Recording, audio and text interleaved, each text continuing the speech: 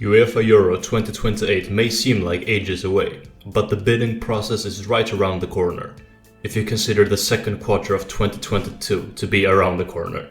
Quite a few federations have already confirmed plans to bid, and they will be examined in this video, starting with confirmed bids and then moving on to potential ones. Examining potential Euro 2028 hosts can hopefully provide an idea of the most probable candidates. Greece, Bulgaria, Serbia, Romania's bid is the first one that will be examined. This bid was confirmed in 2019 and will be the second ever four-nation bid to host the Euros. 4 Nordic countries made a bid for the 2008 edition. An international tournament hosted by 4 nations is unprecedented.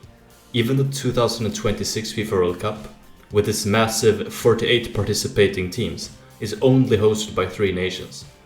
So seeing a Euro be hosted by 4 nations seems bizarre, particularly when you take into account that UEFA has not announced plans to expand the number of participating teams from 24. This raises a few questions. Would Greece, Bulgaria, Serbia and Romania all qualify automatically?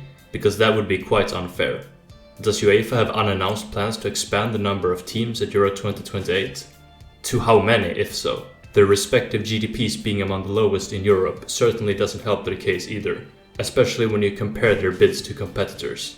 Turkey's bid was confirmed on August 15, 2019. The Turkish Football Federation has made bids for 5 consecutive Euros, if you include their bid for the Pan-European tournament in 2021, originally scheduled to be played in 2020.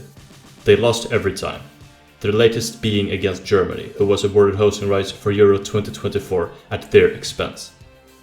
Out of their 5 bids, Turkey made it to the top 2 twice, for Euro 2016 and 2024 respectively.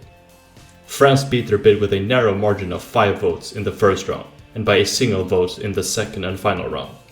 Germany's bid reigned supreme, obtaining 12 votes compared to Turkey's measly 4. Giovanni Malago, president of the Italian National Olympic Committee, has said he views the prospect of hosting Euro 2028 as an important opportunity for Italy. They certainly have the pedigree, having hosted 2 previous Euros, in 1968 and 1980 respectively, not to mention the 1990 World Cup. That could arguably be to the detriment since UEFA prefers to differentiate hosts, meaning a country that has hosted a competition previously is less likely to be awarded hosting rights again. Another aspect that holds Italy back is their outdated stadiums.